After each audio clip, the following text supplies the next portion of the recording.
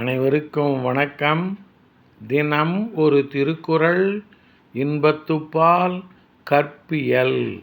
அதிகாரம் 132 புலவி நுணுக்கம். குறள் எண் 1313. கோட்டுப் பூச்சூடினும் காயும் ஒருத்தியை காட்டிய சூடினீர் என்று. கோட்டுப் பூச்சூடினும் காயும் ஒருத்தியை காட்டிய சூடினீர் என்று.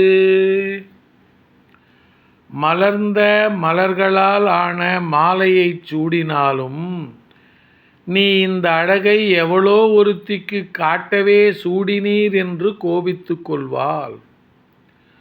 மலர்ந்த மலர்களால் ஆன மாலையைச் சூடினாலும் நீ இந்த அழகை எவளோ ஒருத்திக்கு காட்டவே சூடினீர் என்று கோபித்துக் கொள்வாள்.